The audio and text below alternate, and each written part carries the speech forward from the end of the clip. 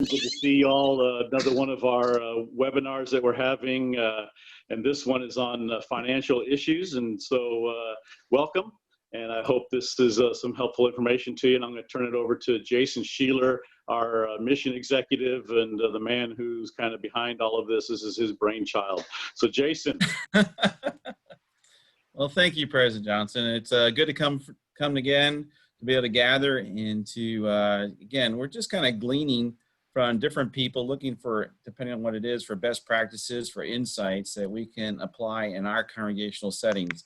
No one is coming here as an expert on all the topic, but as a facilitator, as someone who's in it, who's leading, guiding, advising, and so we, and also providing resources. And so we want to make them available to you, again, to help you to do the very best in your location. And so some of that's going to have to take some adapting, and some of it you can just plug and go.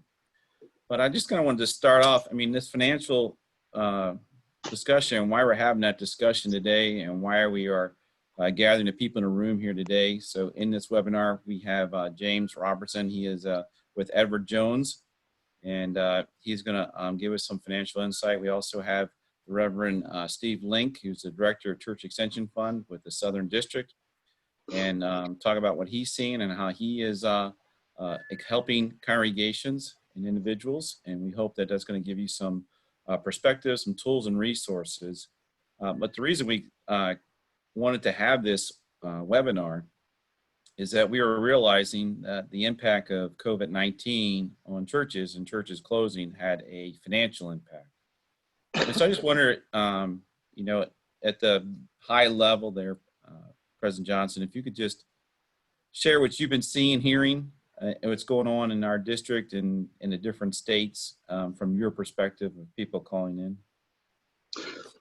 Sure. Yeah. So the COVID-19 quarantine has really affected a lot of nonprofits, and churches are nonprofits, especially some of our smaller congregations. You know, congregations that have under 60 people. You know, in regular attendance on Sunday mornings, and a number of them are struggling. You know, they're trying to find a way to be able to bring in the offering income to pay for their pastor and pay for the upkeep of their building and other things. We've also got some congregations that are a little bit larger that seem to be doing fairly well. And graciously, a number of those congregations have approached me and have asked if there are financial needs in the smaller congregations that they can help to meet. And so the church is really rising up and being the church, being generous, trying to help each other out in these times. I think that the larger congregations have been more savvy with online giving and being connected into that kind of a process before this happened. We've had a number of smaller congregations that have started to do the online giving and have other streams of ways for people to support the congregation. But it's a real struggle for a smaller congregation to make it through this time of COVID and of not having people coming live to worship to be able to provide offerings and to give. Yeah, so I think that was pretty interesting you said about the spectrum of it. You know, I've talked to churches that are not even that large that had some surprise increases in this time. Yeah. Because people have kind of stepped up and said, you know, this is important, and we want to make sure that our church and our family are taken care of. And then to see that and hear that of the other churches that are maybe even having some abundance in this time, or just have the ability to give, wanting to help out, that's really encouraging, and it's kind of neat. And then you kind of hit, you know, online giving. We're going to talk about that near the end, about some strategies to maybe to address stewardship in the congregation, just give us some kind of practicals. But I really wanted to start with our guest here, James Robinson, because I was privileged to be at a presentation he did. And it was a kind of a bigger picture overall presentation, and I found some helpful things in it. And I thought, man, it'd be neat for us all to kind of maybe to hear a little bit more of than we hear in all the mainstream stuff, someone who's kind of sifting through that daily in their life and working with in that market, and to give us a maybe a fresh perspective or a clearer perspective on all the different news that we hear. So James, you just want to again introduce yourself a little bit, and then go ahead and share with us, would you please? Yeah, I'll share my screen in just a minute, but I'm James Roberson, Edward Jones Investments here in Santa Rosa Beach. I've been with the firm for going on my 13th year. So really enjoy what I do. Mainly we help people plan, but Edward Jones has provided us a weekly market update that we can share with our current clients or prospects, or just whoever is interested in listening to that.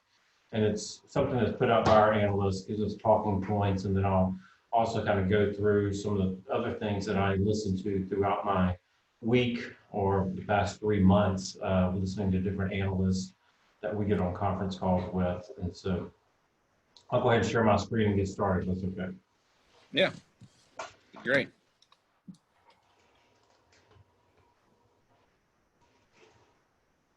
that showing up? No, it did not. There we go. Now we're transitioning. Okay, so this is a weekly market update based on what happened last week, but it has, kind of going through a little bit of broader perspective as well. I'm good. Who's this? So we have to start with the market summary. Stocks last week, they logged their worst weekly decline since March. We had fears that entered into the market. We had a second wave of infection fears, doubts about this speedy recovery, speedy economic recovery, which I'll cover a little bit later, and recovering kind of dampened the investor sentiment for a little bit. The Federal Reserve indicated that interest rates are going to likely remain near zero until 2022, and they issued a more cautious economic outlook. Their tone with that economic outlook, combined with the news of the acceleration in new infections and hospitalizations in certain states, as well as concerns about the spread or the speed of the rebound in stocks, triggered some profit taking. So that was last Thursday. We do believe that the volatility will likely continue as uncertainties remain, but a longer term economic recovery is starting to take shape. I'll kind of get into that a little bit more as well. That rebound in stocks that we're talking about, that's when they talk about the speed of the rebound, it has been at a record pace comparing to other market corrections of 20% or greater. So back to close to where we were when it started, came back in a record amount of time versus in the past history. So just moving through, worst days often accompanied by best days. Markets came a long way in a short time, from the March lows of the March 23rd lows to now. So the gains aren't all gone. I mean, they're still there even after Thursday. And while these declines are never pleasant, they are necessary, and we consider them healthy. Stocks could sustain, stocks have risen more than 44% from those March 23rd lows. Occasional pullbacks can be constructive in preventing those larger excesses or euphoria. So we do consider that kind of healthy. What keeps many investors from reaching their goals is not the market volatility, but their actual reactions. The common pitfall is chasing those performances when you're buying stocks that are up and then selling them that are down. That's kind of called the wrong philosophy of buying high and selling low. I don't want to be doing buying low and selling high. This type of behavior, what really leads to the typical investors to earn a lower return over time. So instead of focusing on things you can control, such as things you can't control, Instead of focusing on things you can't control, such as market volatility, you need to focus on those things that you can. And this chart kind of shows stumble, don't spell disaster. And this has been since the March through the end of May. So you might be asking yourself, what will it take for the economy to recover? So let's take a quick look at how we got to where we are today. The US and global economies entered into a recession in 2020 as a result of the coronavirus and the unprecedented worldwide measures to contain its spread through social distancing, stay-at-home orders, and widespread closures of non-essential businesses. It's been important to recognize that the current economic downturn was triggered by a biological crisis, which is important, versus a financial crisis, what happened in 08 and 09. This means that the path for recession, from recession to recovery, will depend in part on the continued decline in new cases and medical advances in testing, treatment, and vaccines. So those things that what we're weighing with regards to the recovery. Now, we do continue to believe that the economic recovery will be durable, but not without more stumbles along the way. So we need to look at including in those stumbles, the bumps in the number of coronavirus cases. Recent evidence supports in our view that the GDP will get a boost in the coming months as quarantine measures are relaxed and employment conditions heal. You know, that said, we think the return to pre-virus economic output will be more gradual, due in part to some lasting scar tissue in the labor market. We believe a vaccine will ultimately be necessary before consumer and business activity can fully return to new normal. So to us, this means investors can be confident in the longer term outlook, but should also maintain realistic expectations. So at this time, I want to kind of go through a little bit of information that I've picked up, looking at kind of going through these stumbles. So let's take a few minutes to look at those. So first part of those stumbles is the new cases. Second wave. There's a couple of reasons for that. We've had increased people kind of not social distancing with going on vacations, or we have had protests and things like that. So that's putting more and more people closer together. That's one. Number two is that since the beginning of this, we're what, about 4, almost 5 months into this, we have more testing from state to state. So you're going to have higher numbers with people being tested. I mean, I think here locally, you can just drive. I mean, they have a drive-through basically at Sacred Heart that you can drive through and get a test. They're not testing antibodies, they're just testing whether or not you have it. So from what I understand, is that the testing percentage, the number of people being tested and the amount of people that are testing positive is still remaining around the same percentage. I think it's around 3%. So what your risk is with investing or with the market and the recovery of the economy is, are people going to be as scared today with the higher number of cases as they were when this first happened? Because are they more attuned to the fact that, okay, people are going to have it, not everybody dies from it. People do die, unfortunately, but is it something that if you're at higher risk, you just need to be more aware and stay away from the general public? So that's one thing that remains to be seen, is how people will react as you have more cases and more of those numbers. It's kind of like when people look at the stock market, they look at the Dow Industrial Average. It's a measure of 30 stocks, but only 30 stocks. But it's something you focus on because it's a bigger number. So if you're going to focus on the bigger number of cases, do you really dive into the amount of cases there are versus the amount of infections versus the amount of deaths and the amount of people they're testing? It's just one of those things we'll look at. Number two in the stumbles is the employment.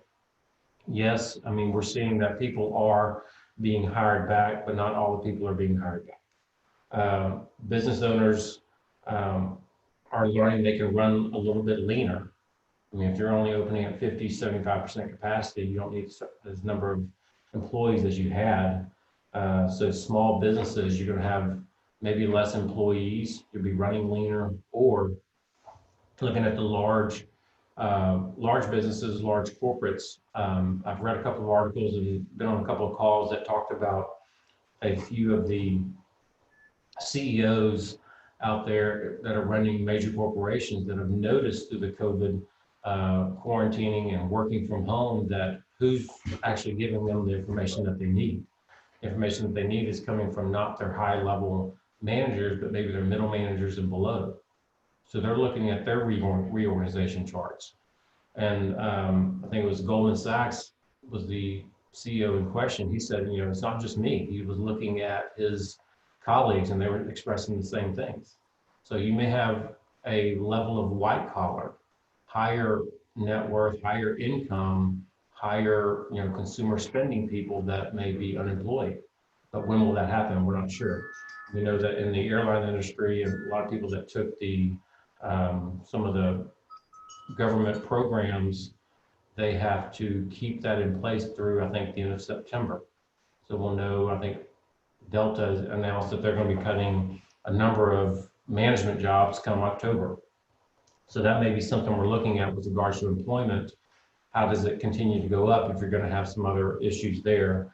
Another thing with employment is the number of businesses that will, that may or will fail at the end of, I would say you look at the end of July, August, and into September. If you look in our area here, we are driven by tourists. We do have a sustainable year-round economy, but we are driven by tourists for the service industry. A lot of those businesses, small businesses, if you look at the numbers before this, small businesses normally keep around between 2 and 6 weeks worth of money to overcome expenses. So they ran through that March and April. And so a lot of small businesses, especially if you're in the service industry that is relying on periodic tourism or something like that, you make your money in certain periods of the year when everybody's moving. So here we had a slowdown of March through May where you didn't have all that income. So how many of those businesses had enough savings or had enough in reserve emergency funds that they can still survive through the off season? They're still in business now, but will they get to the end of this business cycle or business season and look at their balance sheet and say, hey, we can't survive, we're going to do something different. So that's something we have to look at. So that also may relate to the second wave of virus infections, and that will affect the rest of the season. Real estate is another area to look at as we move 6 months to a year out, because you have corporations that are looking at maybe not using as much space as they once had. And as people work from home, you'll see that some of those people that work from home may not have to be in the corporate office as much, maybe once out of the month or once out of a quarter, or just can check in via a Zoom or a WebEx. And so if those people are not happy where they live, they may be looking to move. So you may have some, recalibration of the real estate market, commercial and residential, throughout the U.S. Which is, again, that's something that there's been talk about, but you have to wait. So these are just some of the stumbles. The last one is the vaccine itself. It's not guaranteed to be put out there and actually work. So, you have a number of companies with over 30 companies. You would have to think that there's something that's going to take place that they'll have. When will they have it? How will the logistics work to get it out into not just America, but to the world? And then if you think about the flu vaccine, I think we have 3 to 4 strains of flu vaccine. And every year they are basically looking at how they can make the flu vaccine and does it work? And not every year it works exactly like they want it to. So we look at those things. So moving on, and this recovery's fast start is a good sign. Now, while market sentiment appeared to grow a bit too complacent in recent weeks, seeming to be disconnected from the U.S. economic decline of nearly 5% in the first 3 months of 2020, it's the broader outlook that matters most for long-term investors. In this respect, we think optimism is very appropriate, although the pendulum for market sentiment and expectations will swing around the baseline. We think a gradual but sustainable economic expansion, persistently low interest rates, and a rebound in corporate profits will serve as the most prominent and broadly supportive guide for market returns over the next several years.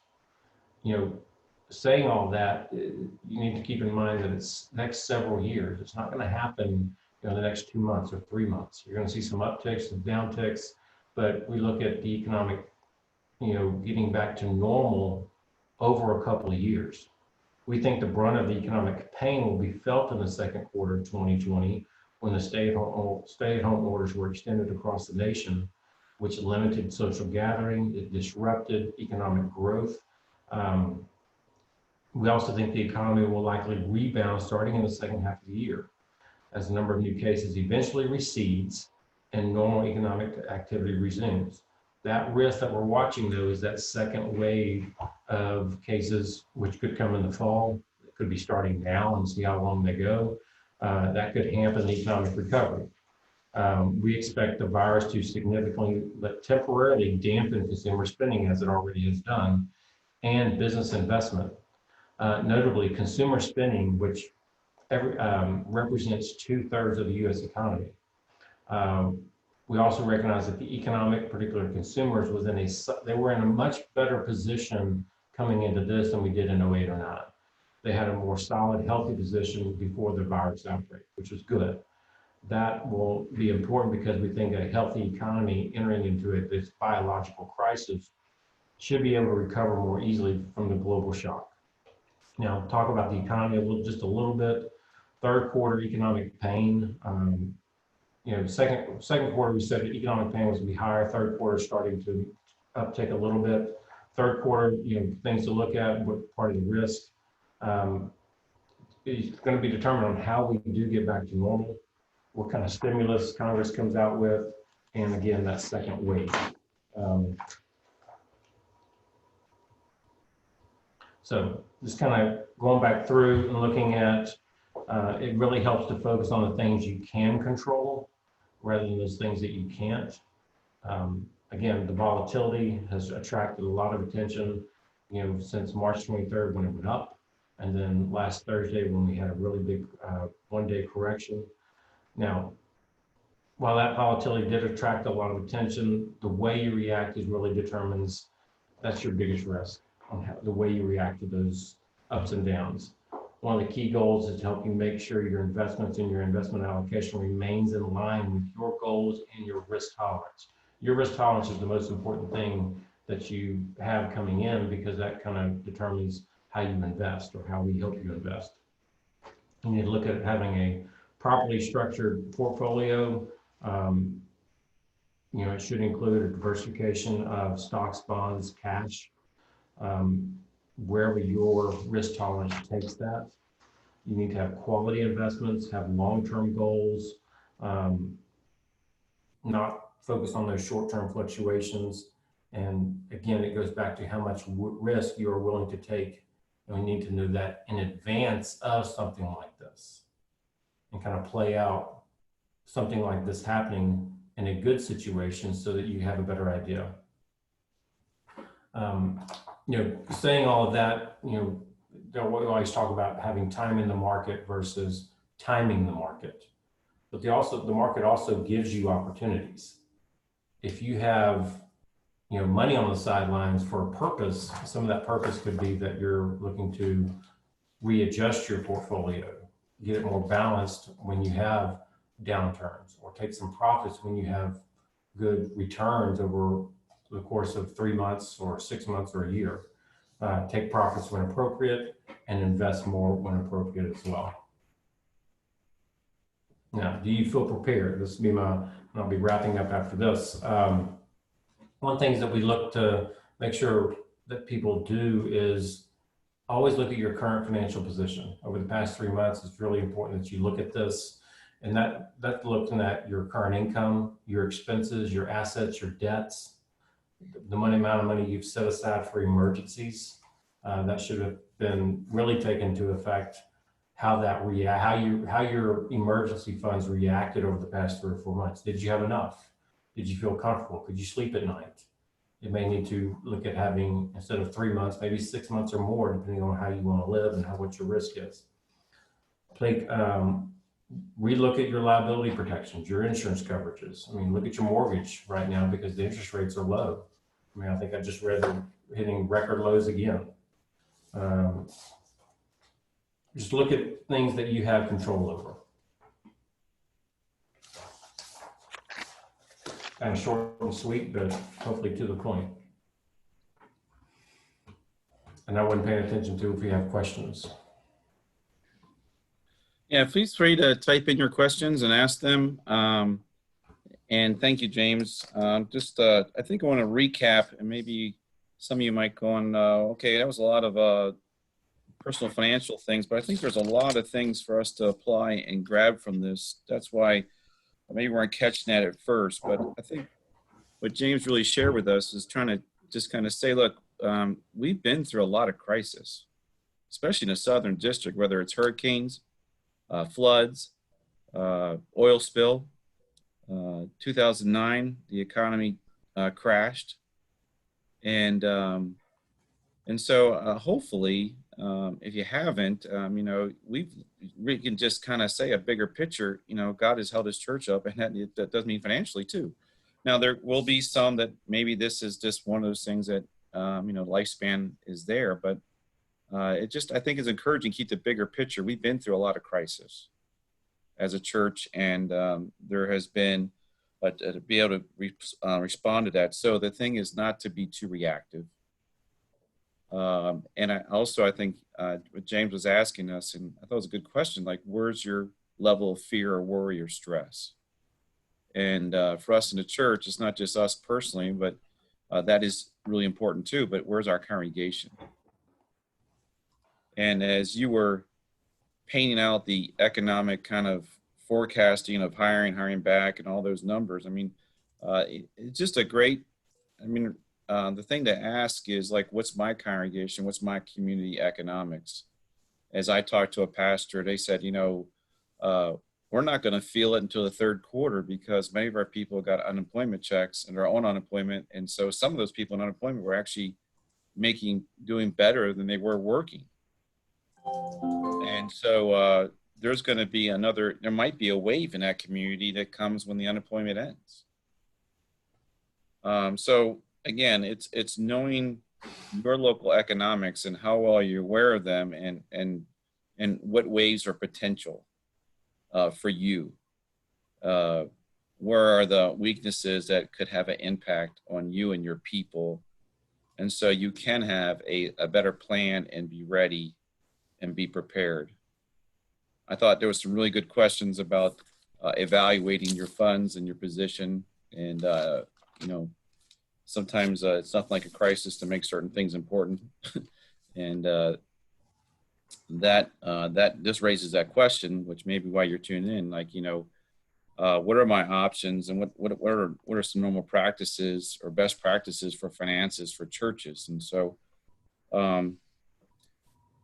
maybe Steve, you could answer that question. I mean, as you work with churches, what are the standards or best practices churches should have for, like, emergency funds? If they don't, is something like Church Extension Fund prepared to help with things like that? Yeah. Well, certainly I agree with everything that's been said. President Johnson, we're seeing smaller churches having more troubles in the larger churches. Our congregations are typically made up of middle class to upper middle class, and these folks are still employed or on fixed income. That they'll see some variation, but Social Security isn't reduced and that type of thing. So I think a lot of the funds are continuing to come, especially if they are invested in the alternative giving programs, or can wait on the mail. So I've always believed in what I call the Pew Report. It's not out of Washington or out of New York. It's the butts in the pews. And every local area is different. So you need to get a hold of some of your key members and just see what's going on in the community. As far as emergency funds, Southern District Church Extension has a 50. Well, you said he lost my camera, but it looks like I'm back on. You're back. You're back. It may be just an internet connection. Southern District has, you know, $50,000, well, $49,999, which is the most we can lend without collateral. So we can do that almost overnight if people run short in payroll, etc. We have already made arrangements for churches that have loans with us to skip payments or make interest-only payments.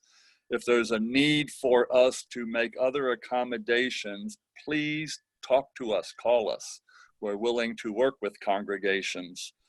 I would say that if you have not applied for the payroll protection loan, to do so. SBA.gov/disaster will give you all the information. There is also a secondary loan that many do not know about, is economic injury disaster loan, that's also available on that website. SBA.gov/disaster. That is again a forgivable loan if the qualifications are met. And I know we cover 4 different states, but if you have preschools, check with your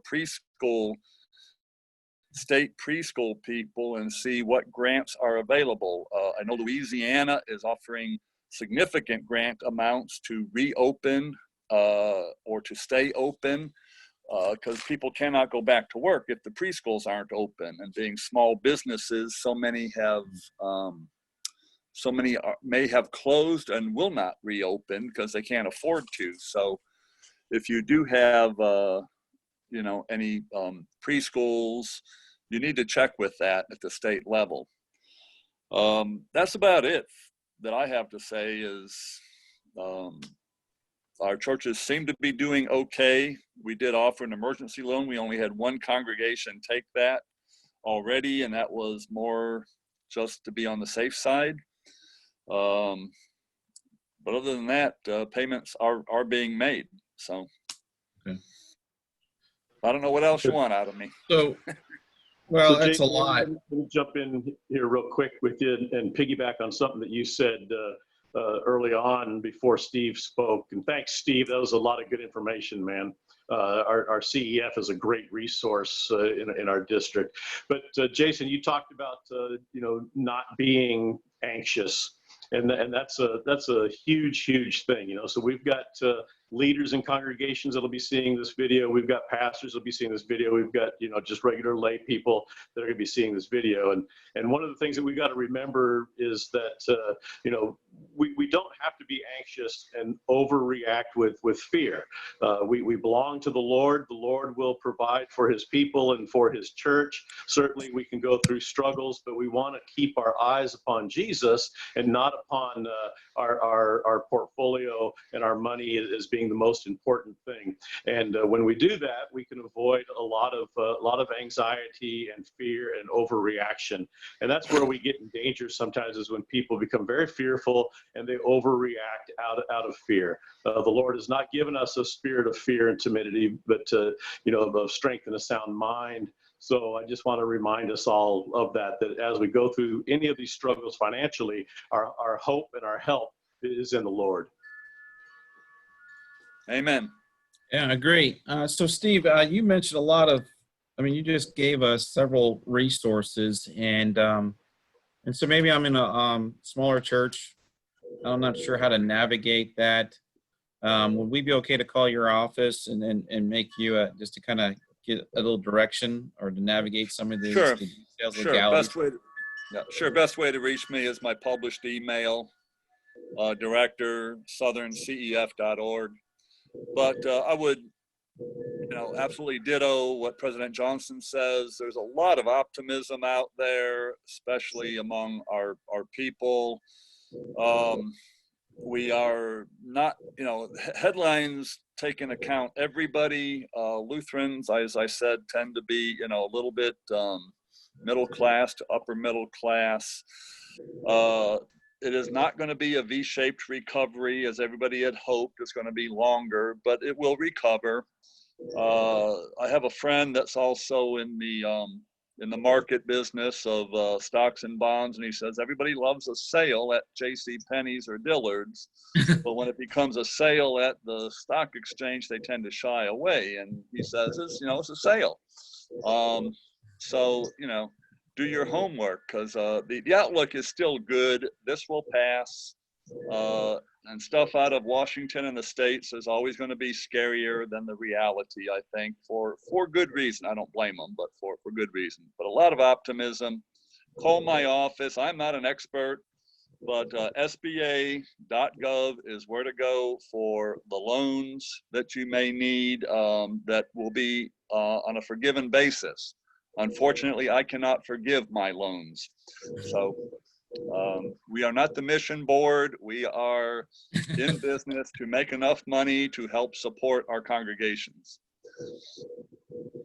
Yeah, on the flip side of that, I mean, you're a financial institution that's there to help support congregations, and that's to provide loans at lower rates or make them more available for congregations without all the fees.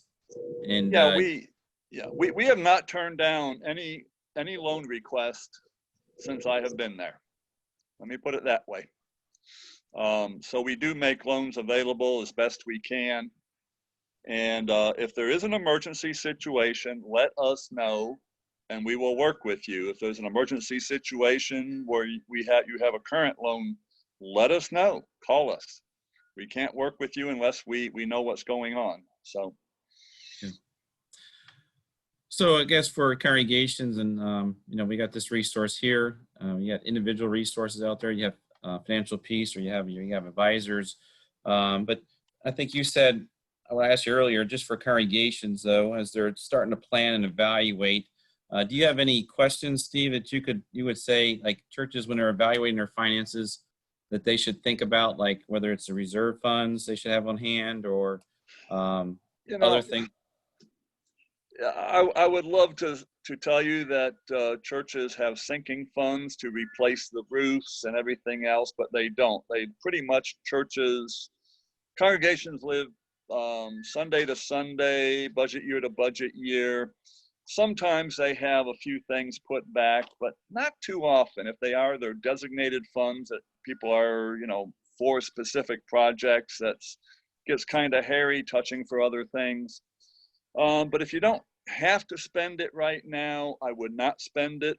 I would be making plans though for evangelism when this lifts, and plans for really moving ministry ahead. But for right now, if you don't have to spend it, you might want to put it in savings. It'd be great to tell everybody to have 20% of their budget in savings, but that's unrealistic. It just does not happen too often. A couple congregations do, but the smaller ones especially are just trying to make payroll and keep the lights on. So that's my advice. If you don't have to spend it, don't, but make plans to spend something later. Yeah, it was given to us to make, not to us personally, but the ones I was listening to were saying we should look at reducing our budgets by like 20%, but some of us were sitting there going, we're on a pretty fixed budget. There's not like 20% of fat there just hanging around there that we booked into our budgets that we can just so simply cut. So you're kind of reiterating that a lot of us are moving from Sunday, might have reserves for some reserves, but many of them do not have that in place and to cover things. So that's important that you're there for a resource for them, which also really leans into a need or stewardship in our congregations. And, now it's kind of a hard time maybe to look at that and get into that, but it might be a time to address some of the stewardship and congregations we mentioned that if you're not doing online giving, that, there are a lot of resources out there and you need to get in online giving. It's just the way that things have moved and changed, and with people not coming to church, they need a way to do that, whether it's going to be by mail or we do online with text to give, or you can do through a phase through your website, or we did it through PayPal for a long time, or you can use a company. One of the things that we've been encouraging our churches to do is, our congregation to do, is just do it a pay bill through their bank, as just like they pay a bill. Therefore, there's no fees incurred. And I think once people understand that some of their donation gets lost because of the fees, then maybe they're willing to take that another step instead of just using a credit card on the text to give or the online. But again, it's educating and providing those different opportunities. One congregation mailed offering envelopes home with devotions. They did more of a devotional pack for the home during COVID, but they mailed offering envelopes for people to mail them in because that's what they were used to or comfortable with. So you know your area, but if you can provide opportunities to help people to start giving, or we say to continue to give, become consistent givers. And then as President Johnson kind of talked about other churches, we grow into a generosity and we can go and give even beyond that and beyond tithing as we get into a discipline, a habit of faith, response action that we can just kind of be a overflow in other people's lives. I'm not seeing any questions at this time. I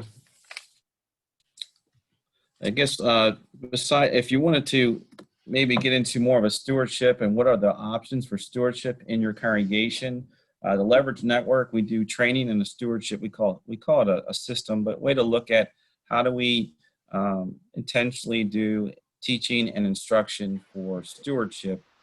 Hey, Jason. Yeah. Why don't you tell us what the Leverage Network is for those that don't know? Yeah, okay. So the Leverage Network is a group of people that are committed from the Southern District and its pastors that have committed to joining on a monthly call, coaching. And what we do is we do provide training and coaching on different topics for the church. Something like this is more of an introduction, bigger picture, but what we try to do is really drill down on training and then provide coaching to help implement that in a local congregation. So take example, we're talking about stewardship, and or last week we talked about the tech in worship and how to use that.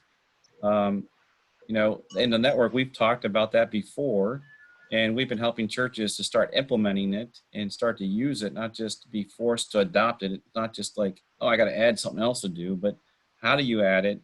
How do you use it? And how do you bring it and use it effectively in your church and when to do it?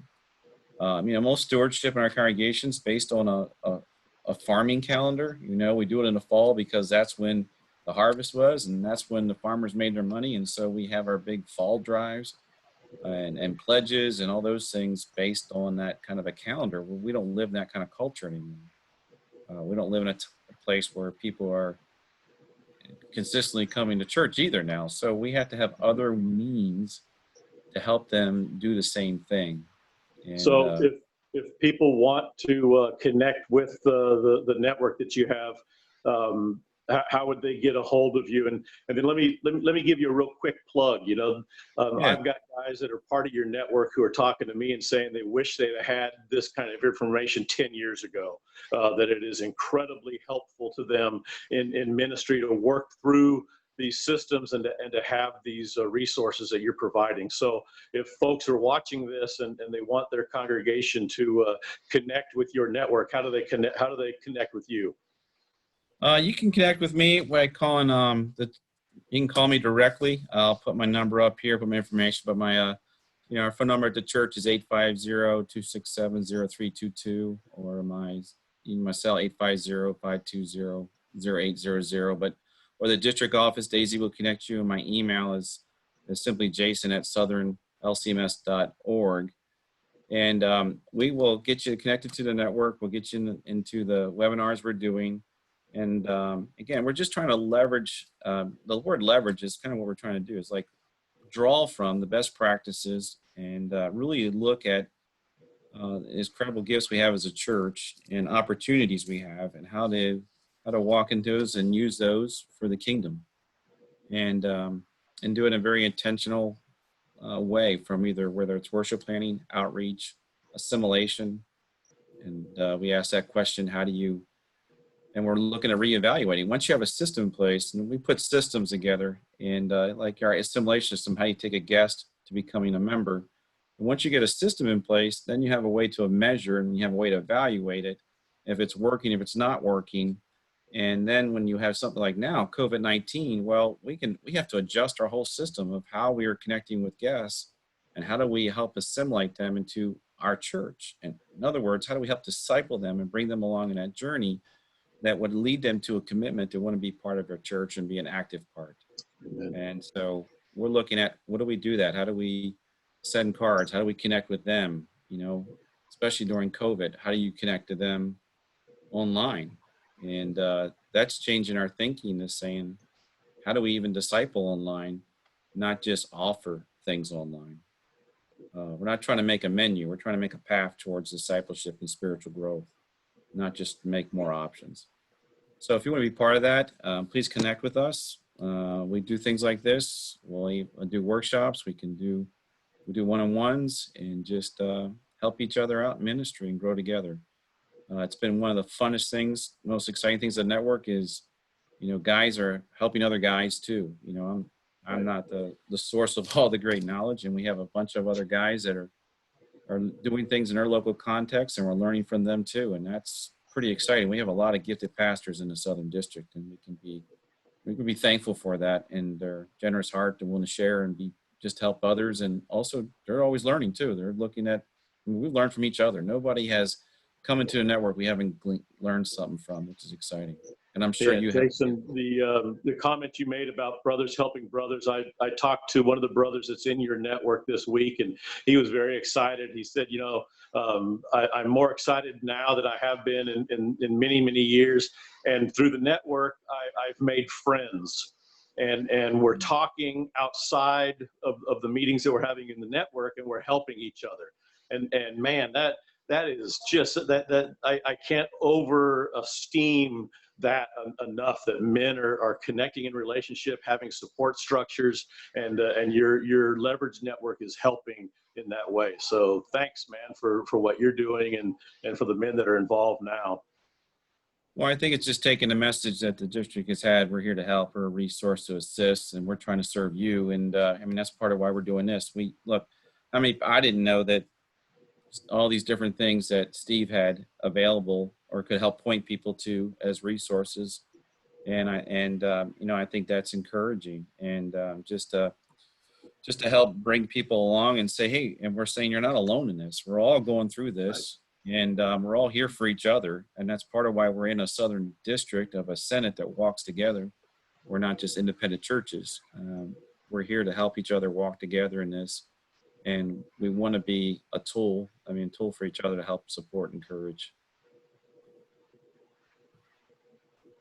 Well, I'm not seeing many questions coming up yet. Did you see? And this is kind of the question part of it. I didn't want to get into a whole just a presentation mode. We want to kind of meet where your needs are at for this. But if you have specific questions about stewardship or about maybe your situation, please contact us. That's the biggest message we have here. We know a lot of things, circumstances are very individualized. And if you have certain questions for your context, please feel free to contact us. And that's kind of what we wanted to do, is make you aware that these resources are here. I know sometimes we get caught in our busyness and crisis and we kind of think we're alone. But besides the office, Steve is here, and hopefully you have some very trusted financial advisors in your community that you can to connect with for personally or just for your congregation. One of the things I love about what James has done with so many people is that he just helps them plan and helps them to just start. If you have like little to nothing, he can just help you plan and start. And to me, that's just been really encouraging, as he's worked with so many different people who just started so small and started to take a bigger approach. And I think not just individually, but I think that's a great simple point, just as us as congregations, is if we're working from Sunday to Sunday, we just need to start making a plan to start breaking the Sunday to Sunday cycle. And I think there are ways that we can work and do that to get out of the Sunday dependency, to get beyond that. But you got to plan for it. You got to, there's some things you probably need to do. And that's what we do at the network. And that's what we'd like to do to help you with that. Can I say something real quick? Yeah. One thing to do about planning is if you look at, I think it's building your network of, I guess, professionals that can help the overall, the financial aspect of the church is, we call them key referral centers. But one thing is to have a good accountant or a few good accountants that you can touch base with, because, not just now, but if you look at where were people buying stocks in the past couple of months, it was in March and April. They're still buying them in June, but they're going to have gains. And those 12-month gains are better to give to a charitable organization than to take the profits. And if they can transfer the shares, I was just looking at something, and then, again, I'm not an accountant, so I don't have an accounting degree, but I would refer somebody to an accountant and say, hey, what's your best option? Because if you have inherited stocks that you got in a low cost basis, you can donate those lower cost basis stocks to a charity, and you get the overall money for the stock, but they don't have to worry about paying the tax on the gain. Right. I mean, if you're going to give at the end of the year, if you're going to give cash, you might as well. It's better to give a gain on the stock for the same thing and use your cash to go buy something to rebalance your portfolio. And there's always a way to, I always tell my clients, I said, find a good accountant, because the tax code is larger than this office that I office in. Larger than, some of them, I think it's probably larger than some of your churches. Have an accountant that utilizes that tax code to your benefit. You pay taxes, so have someone utilize it. Because if you can give to the church, I mean, the church can do a lot better to me than government can to help the general public. So that's just one area to look at. And you need to be planning now for the next 12 months of having that conversation with your congregation. Hey, hopefully all of y'all were planning and doing well in the stock market. That'd be great, looking at your position, but there's opportunities to be able to help you and the church. But talk to an accountant. Yeah. That's good. I mean, it's part of what, again, we, stewardship system, we talk about making that plan with, even end of life issues and what you can do, or how you can bless people as you're getting other blessings during it each year. We had some people sell some property, and we were blessed that they said, we sold this property, we made money, we're tithing on it. And it was that kind of heart that says really has blessed us as a ministry to help us to stay well with COVID, with drops, and also have other years had an opportunity that we could do other things we didn't get a chance to plan on. And I think that's part of what we, if you teach and cultivate, those opportunities will come.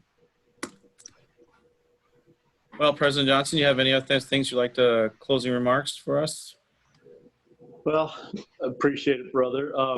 Like I said, the biggest thing is that we as Christians, we know where everything that we are given comes from. It all comes from the hand of the Lord. And so we trust God with everything that we have, and everything belongs to him, and we can trust him. Okay, super. And we'll just close with prayer. And I just want to remind you, next Tuesday, we will have a webinar with, I just drew a blank. That's terrible. How old are you? Yeah, how old am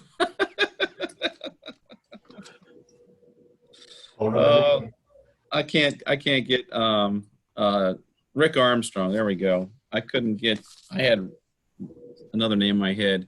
Reverend Dr. Rick Armstrong will be with us talking about mental health and keeping ourselves healthy in the midst of this COVID season. And he has some really incredible insights from working with a lot of different congregations and individuals.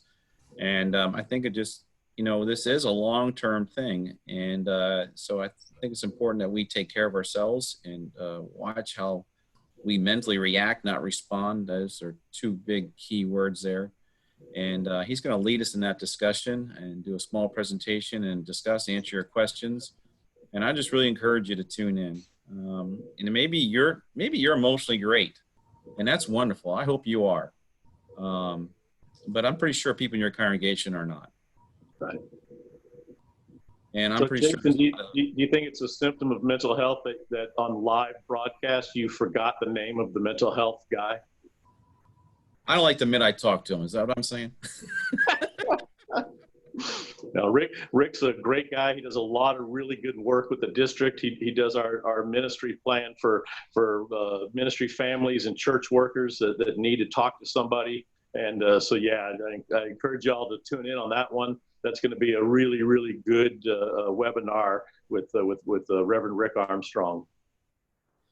Yes, so I want to thank everybody for your time here now, and I hope this has been helpful. Maybe kind of you got some questions, you got some things to think about, reflect on, and practical tips. And if you want to take some next steps, again, you can join the network, contact us, and maybe learn about more about about the network, or getting some help into building these systems in your church to help bring it stable. So when there is a crisis, your church is in a position to weather that better, and not just kind of like bring out the fear like this might be it.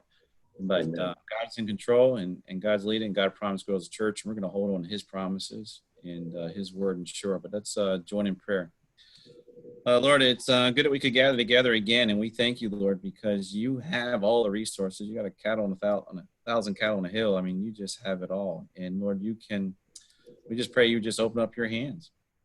But we do know, Lord, it's sometimes, Father, that things happen and events go in life. And Lord, these are times also for us to be refined, to be strengthened, and to turn our eyes to you and keep our eyes fixed on you, not the ever-changing markets and confidence and circumstances and chaos, but what is sure, what is fixed, what is solid, and to build upon it.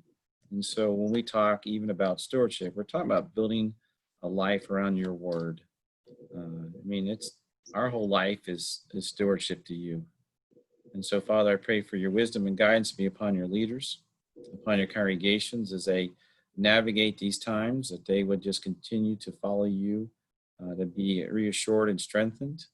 And Lord, even in this, we look for the good that's going to happen through this, because you promised that. You promised to work all things are good for your purposes. We know your purpose is that you want to bring your light and your salvation to the world. And so, Lord, we're going to seek that and seek to be part of that, and continue to do that in the midst of this. So, Master, your blessing upon everyone. In Jesus' name, amen. Amen. Amen. Thank you, Jason, for putting this stuff on, and we'll see y'all next week. Yep. God bless. Bless. Thank you, guys.